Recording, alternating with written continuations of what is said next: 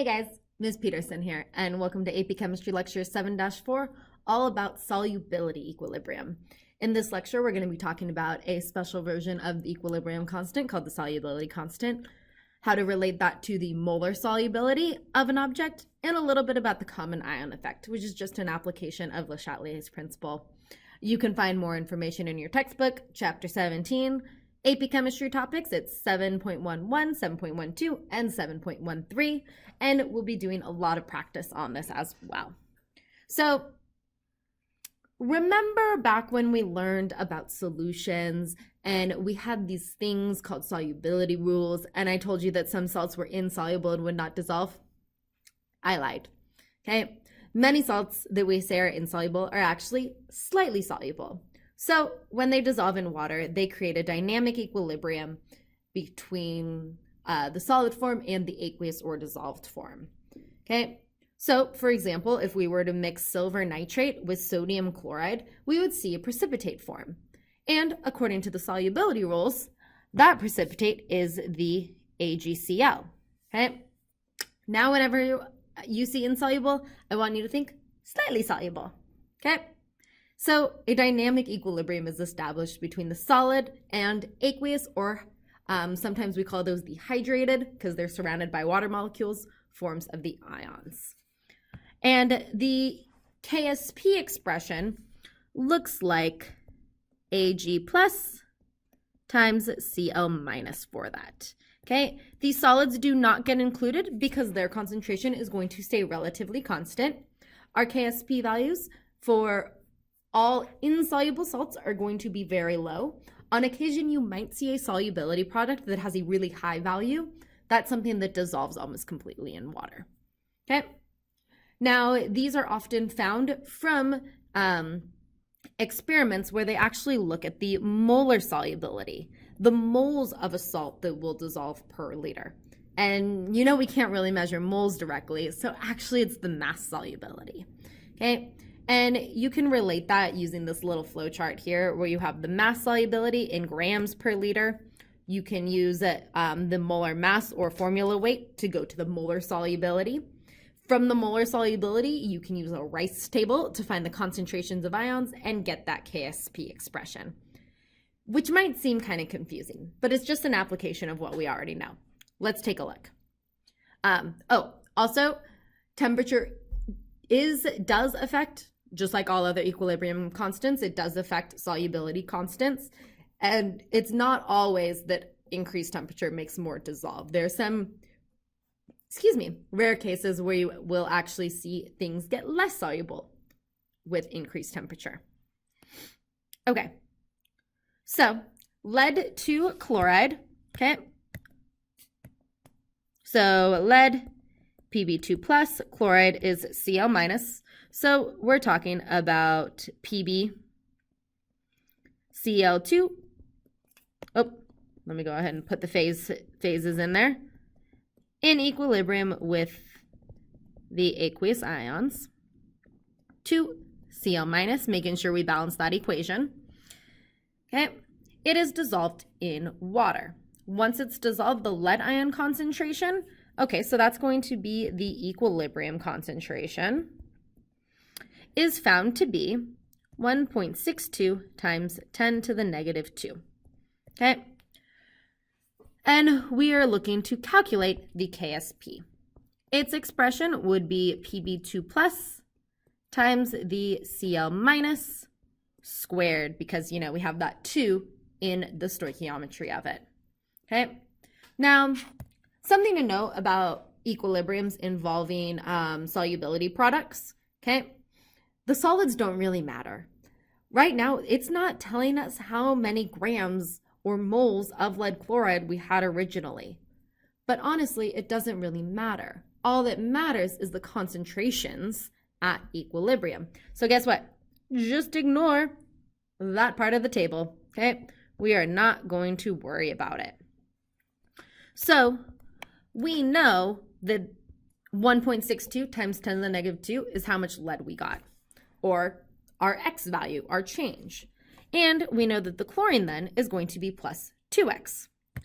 So the chlorine that we're going to get is 1.62 times 10 to the negative 2 times 2. Okay, so 3.24 times 10 to the negative 2. And that makes sense. For every lead chloride that dissolves, we're going to get 1 lead and 2 chlorides. Should be straightforward enough, but now we have our equilibrium constants, and we just plug them into our equation.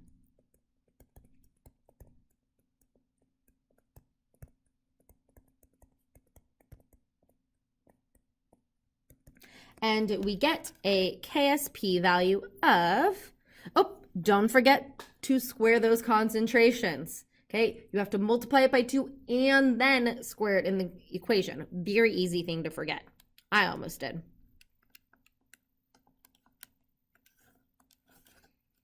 And when you plug that in, you should get 1.7 times 10 to the negative 5.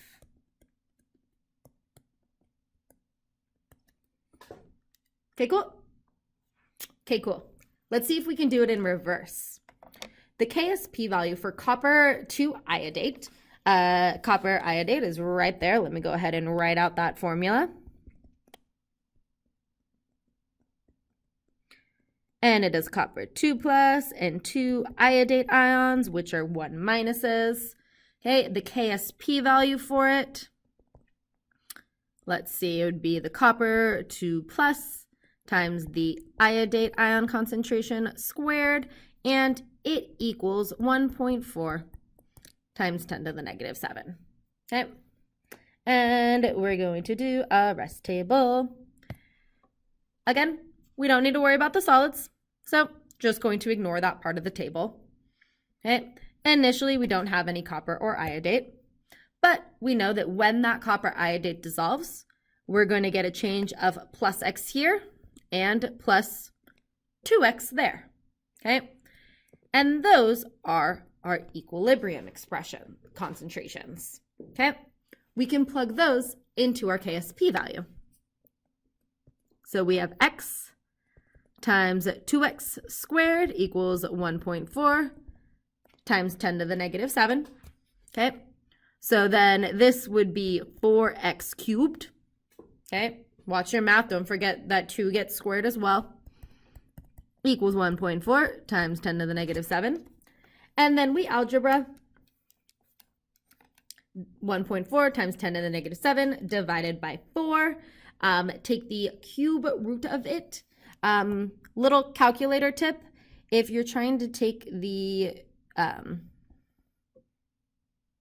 cubed root of it, another way to do that is to raise it to the power of 1/3. And that's sometimes easier to plug into the calculator. At least I think it is. And we get x equals 3.3 times 10 to the negative 3.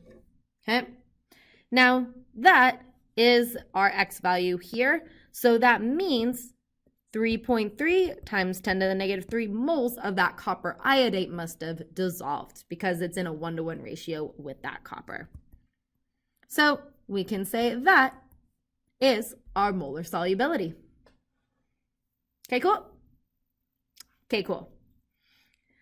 Now, another way that it's used is with a Q versus K comparison to determine if a salt will precipitate. Okay, so you have a salt and you're adding something to it and you want to know if something's going to precipitate.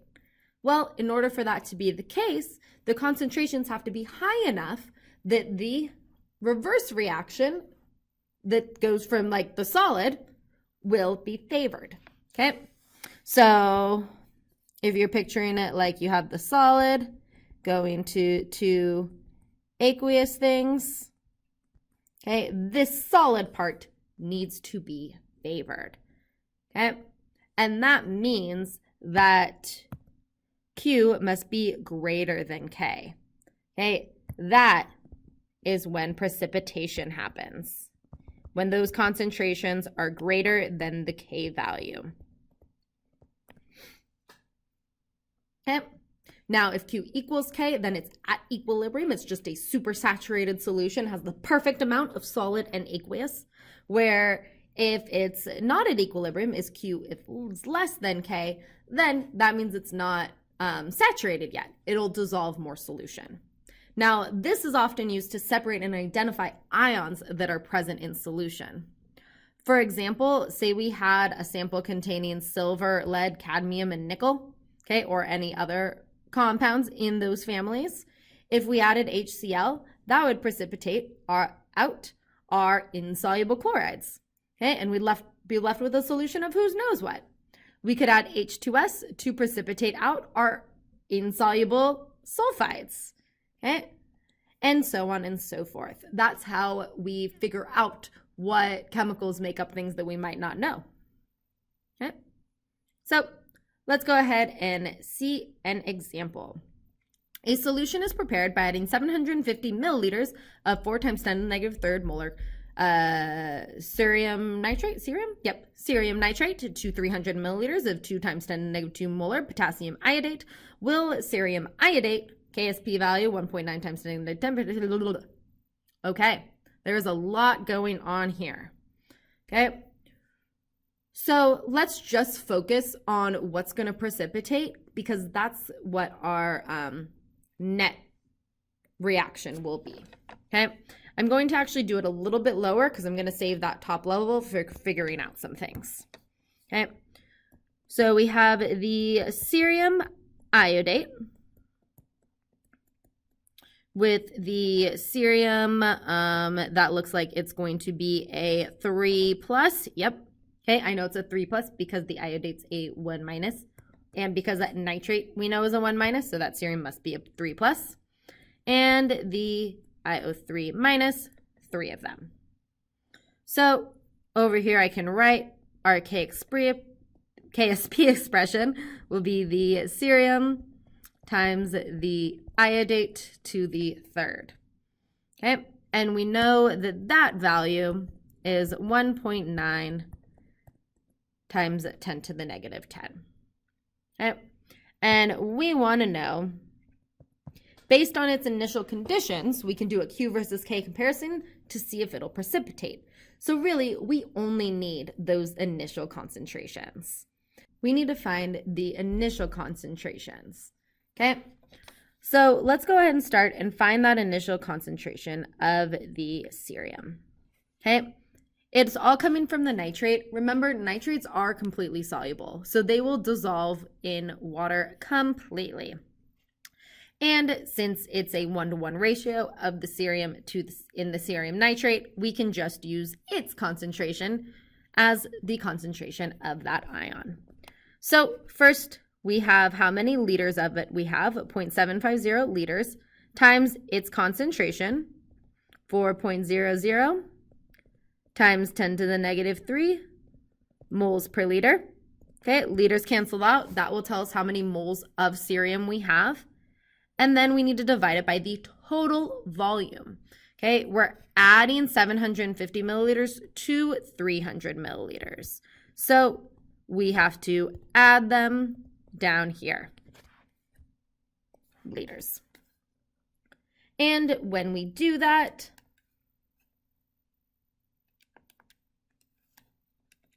we get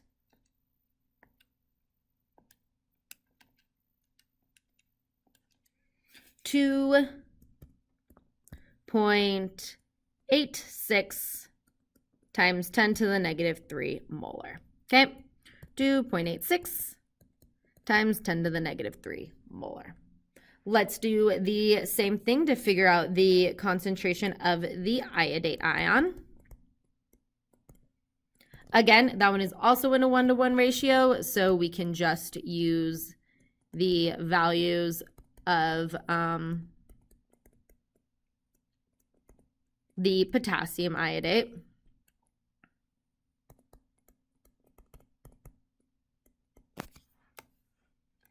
And we get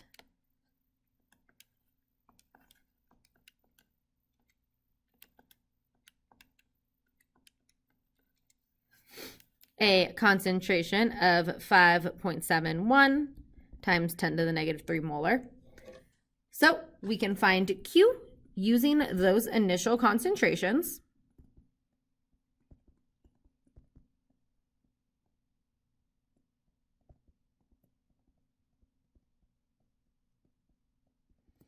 Which gives us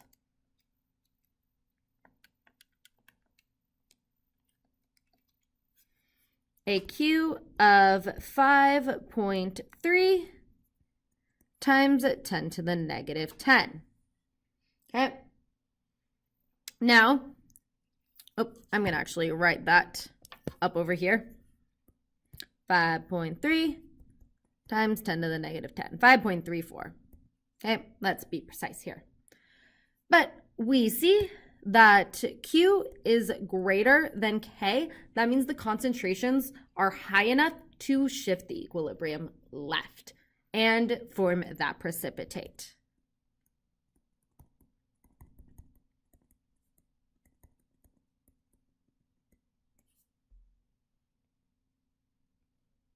Okay, cool. Okay, cool. Let's try another one. This is a selective precipitation one. So we have a solution that has a copper ion concentration of 1.0 times 10 to the negative 4 molars and a lead ion concentration of 2.0 times 10 to the negative 3 molar.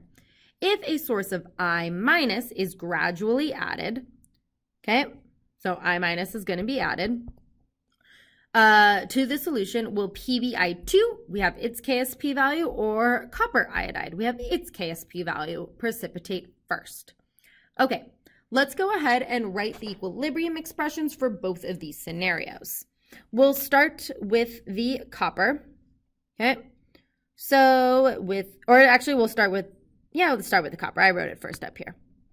So we have copper iodine going to copper plus and I minus. Its KXP expression will be Cu times I minus. Why did I put a plus there? I don't know. Okay, and its KSP value is looking at the wrong one, is 5.3 times 10 to the negative 12. Okay. Now, we know our initial concentration of copper. Okay. What concentration of iodine would we need to get that, okay, to be greater than the K value? So we are going to add I minus until that Q value is greater than or equal to that KSP to cause precipitation. Okay, let's go ahead and figure out what concentration of iodine that would be for the copper iodine. We can plug in our initial concentration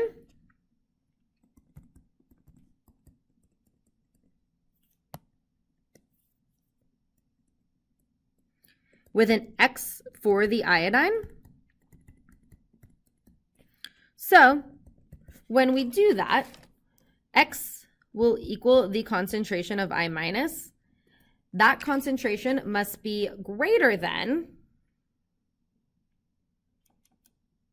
5.3 times 10 to the negative 12 divided by 1 times 10 to the negative 4. That I minus concentration must be greater than 5.3 times 10 to the negative 8. At a concentration of 5.3 times 10 to the negative 8, it will be a completely saturated solution. Okay, let's look at what that concentration would need to be for the lead iodine. So we have PbI2 going to Pb2 plus 2 I minus.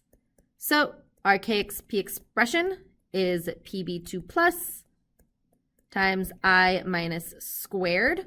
Okay, that's going to equal 1.4 times 10 to the negative 8.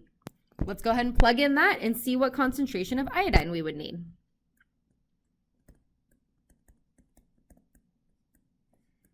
times, I'm just going to put it as X because I think it's a little bit easier to work with. X, can't forget the squared. Okay, don't forget to take the square root of it, but when you solve it out,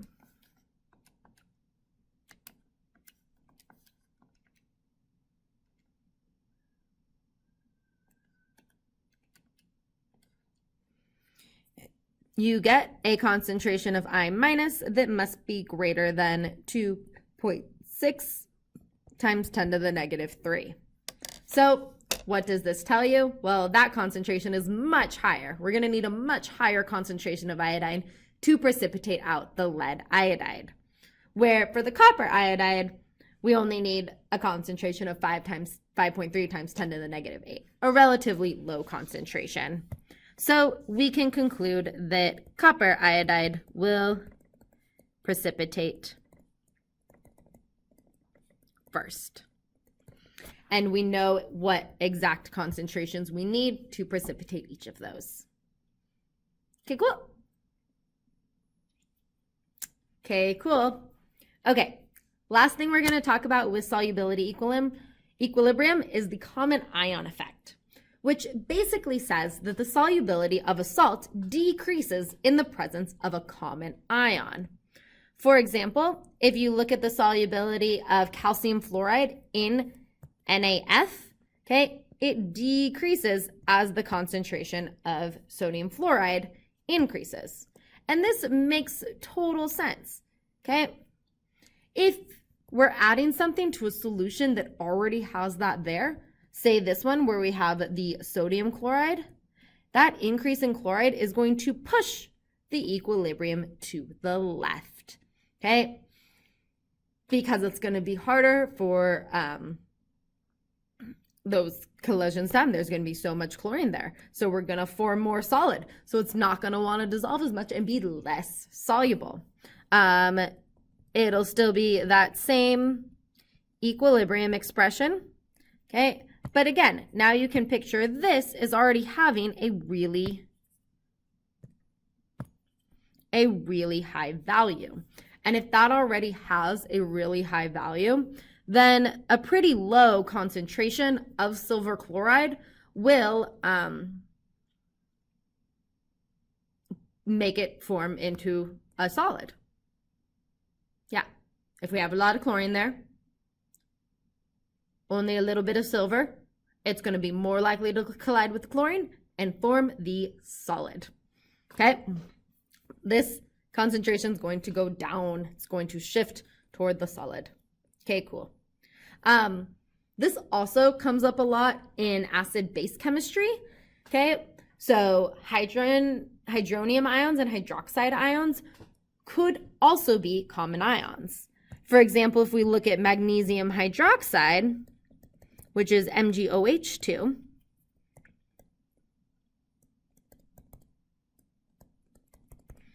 would that be more soluble in an acid or a base? Well, in a base, we're going to have more hydroxide ions there. Remember that definition of bases? And that is going to push the equilibrium to favor the solid. Okay, so it'll be more soluble in a solid.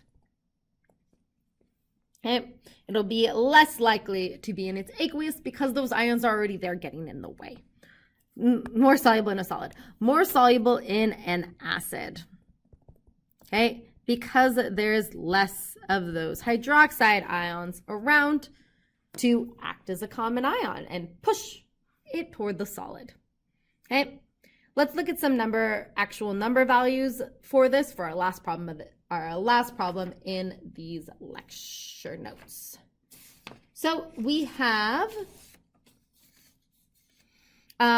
calculate the molar solubility of calcium fluoride. We have its KSP value at 25 degrees in a solution that is, we have a certain amount of calcium nitrate and sodium fluoride. Okay, let's go ahead and start with just writing out that reaction. Okay, we'll do it over here first. We're going to write it both places. CaF2, Ca2 plus, and 2F minus.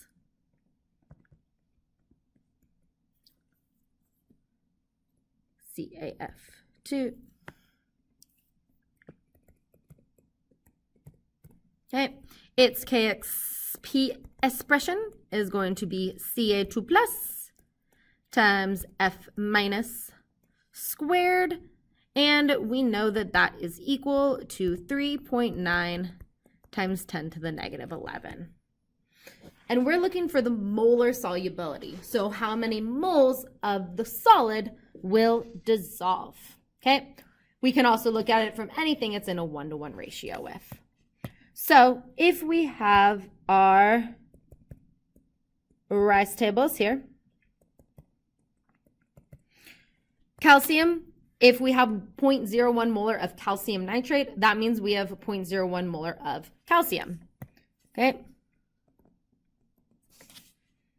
And then we have some calcium fluoride. Remember, we don't really care about this too much.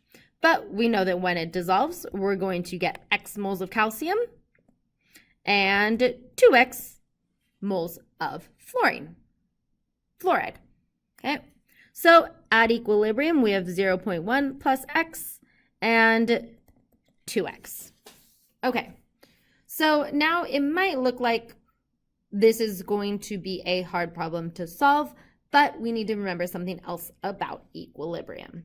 And that's that if the equilibrium is really small, like less than times 10 to the negative 6 or something, right here it's times 10 to the negative 11, this X is going to be super duper small.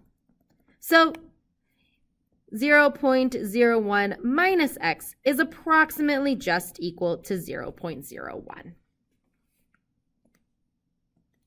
I should put all those zeros there and not lose sig figs. Okay, does that make sense? And we can check that at the end too if we need to. But let's go ahead and plug these values into the KXP expression.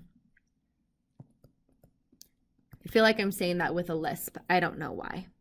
So we have the calcium, 0.010, times that fluoride, which is 2X squared, equals 3.9 times 10 to the negative 11, okay?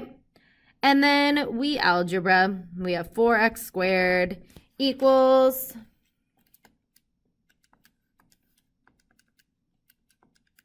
3.9 times 10 to the negative 9, okay? And then we algebra some more, and we get an X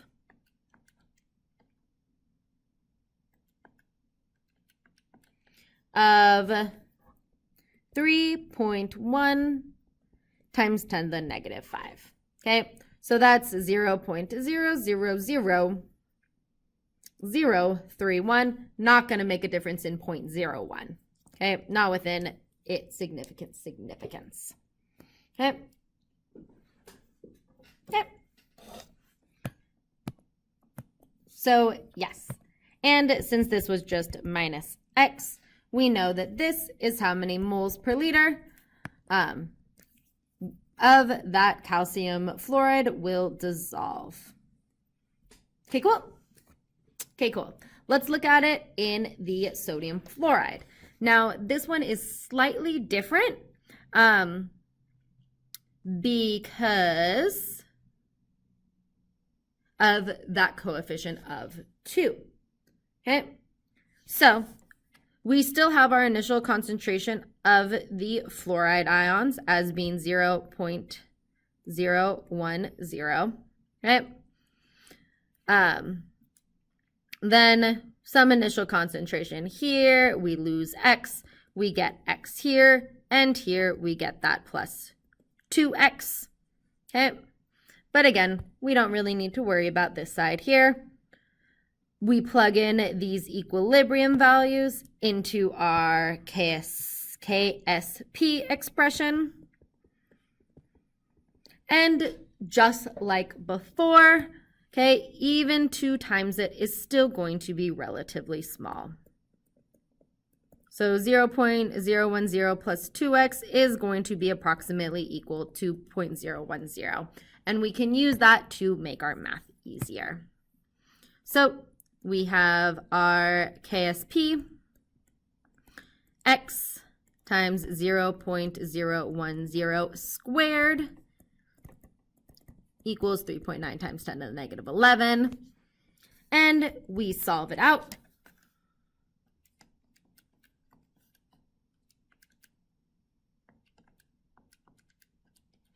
And we get an x of 3.9 times 10 to the negative 7. So that's how many moles of the calcium fluoride will dissolve in 0.01 molar sodium fluoride.